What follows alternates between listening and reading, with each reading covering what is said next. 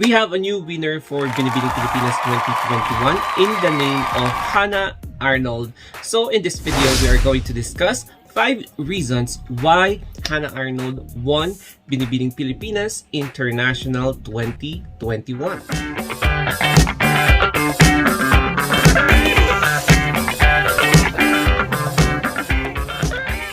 Hello everybody, my name is Anthony and in this video, we are going to discuss yung 5 reasons bakit nanalo or why she won Binibining Pilipinas International. So here comes Hannah Arnold with her triumph as the new ambassadors of Binibining Pilipinas this year, na kung saan she will be representing the Philippines for Miss International 2021. So since meron pang pandemic, we cannot assure na baka hindi siya matutuloy because there is still a threat of yung transmission ng virus. So if ever man na matuloy ang Miss International 2021, Hannah Arnold will banner the Philippine flag for Miss International. So bakit nga ba siya nanalo? So why did she won as the new queen of Binibining Pilipinas 2021,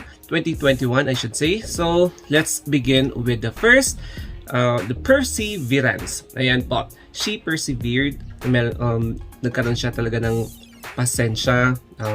She became so patient enough na pinagtiisan niya yung mahabang trainings, mahabang pag-aantay in order for her to win the most coveted crown for Binibining Pilipinas 2021. As a fighter, this woman really proved herself and to all pageant fans around the world that she really deserves to win the slot, the main ultimate slot, Binibining Pilipinas International.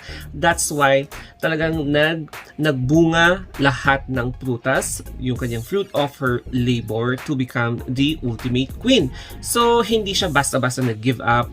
Even though may pandemic, she really managed to use all her patience, na talagang alam niya, very positive siya na there is something positive sa lahat ng kanyang hard works na pinagdaanan. So that's the second reason. The first reason. And we now move on to the second reason, which is all about her physical appearance, na she has an angelic face. Isa siya sa may pinakamagandang face.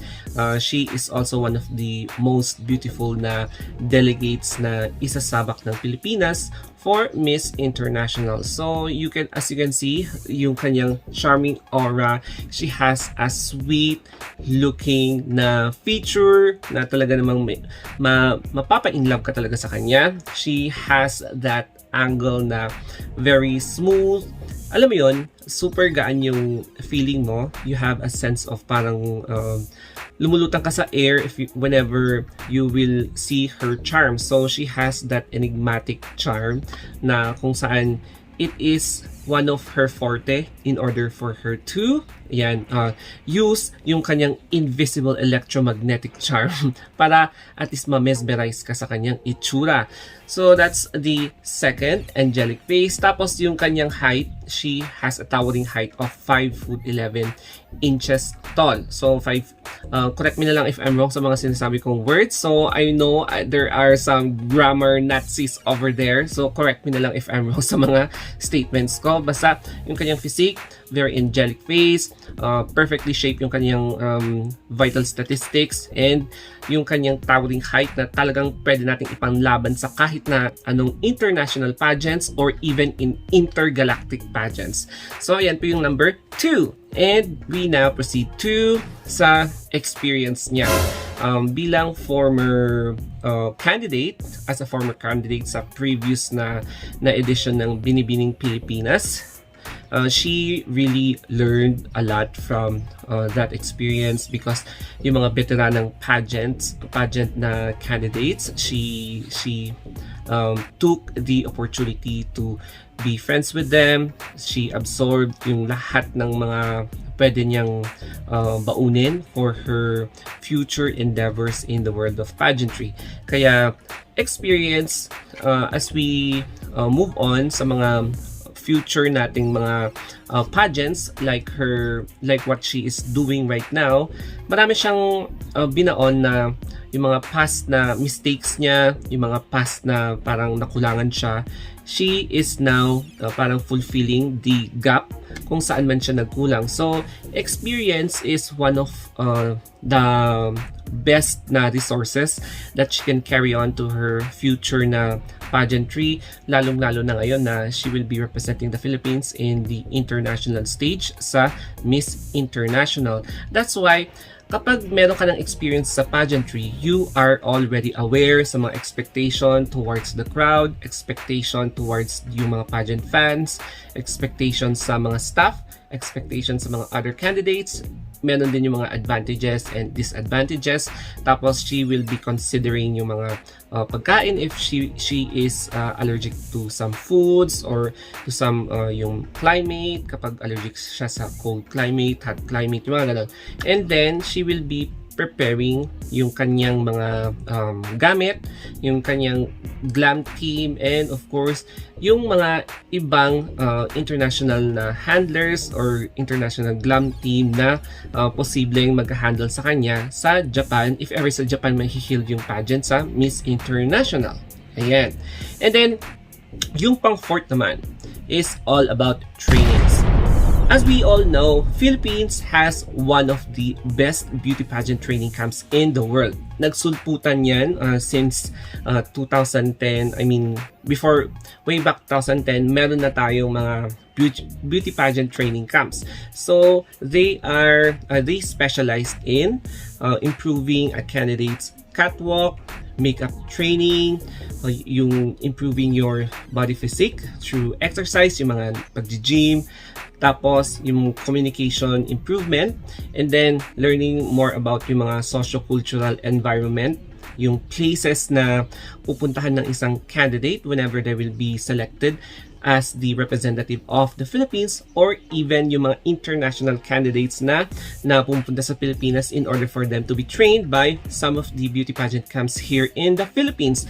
That's why it's important to have a training background before joining a certain pageantry here in the Philippines, because pageantry nowadays really requires more parang explosive confidence, explosive talaga na experience in order for you to ace your game and to be noticed by the judges, pageant fans, and sa mga international na beauty pageant na stage if ever masaselect ka as a candidate. Ayan. So trainings, dito nagbunga yung the way Hannah Arnold staged herself in the swimsuit, in her gown. So what I love about her performance sa evening gown is that as in talagang very spectacular yung performance niya. So yun yung resulta ng kanyang pagte-training as a beauty pageant title holder na ngayon, hindi na beauty pageant na participant. So ayan po.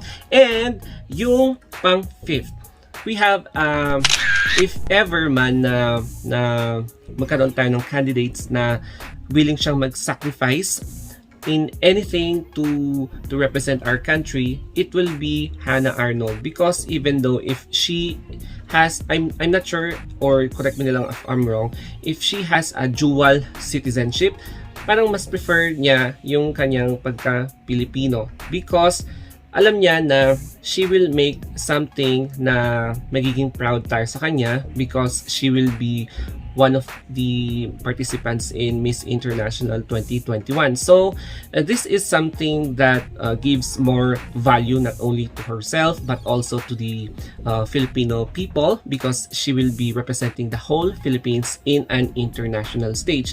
So dito mo makikita na she is willing to sacrifice, she is willing to let go something in order for her to gain more. Yung hindi lang sa pansarili niya, kundi para sa mga Filipino pageant fans sa the whole Philippines. Ayan.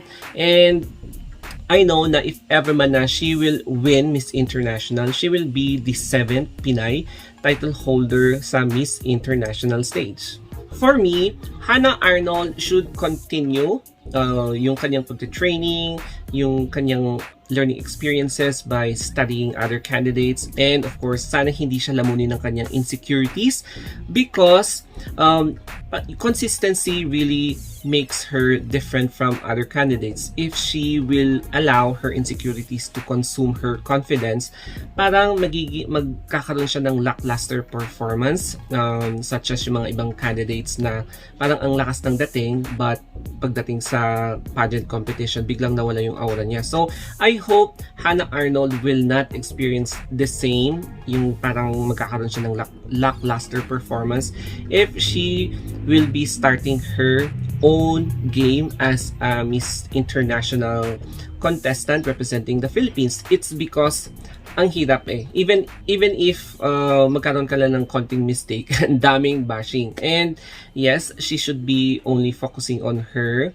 Dapat mag-focus lang siya kung ano man yung talagang naka-program sa kanyang gagawin prior to the competition. And I do hope na she will be the 7th Pinay to win Miss International. So, yun lang po. And once again, congratulations to Hannah Arnold for winning Binibining Pilipinas 2021. And I hope matutuloy talaga yung Miss International pageant this year, so that tuloy-tuloy ang ating pag-participate sa mga international beauty pageants, and hopefully to win the 7th international crown. So that's all, guys. So thank you for watching. If you want more pageant reviews from me, don't forget to subscribe this channel and click that notification bell para every upload ko ma-notify kayo. And reach me out in my Facebook page, Instagram, or Twitter, The Story of Anthony. So thank you, guys, and have a wonderful day. Stay safe.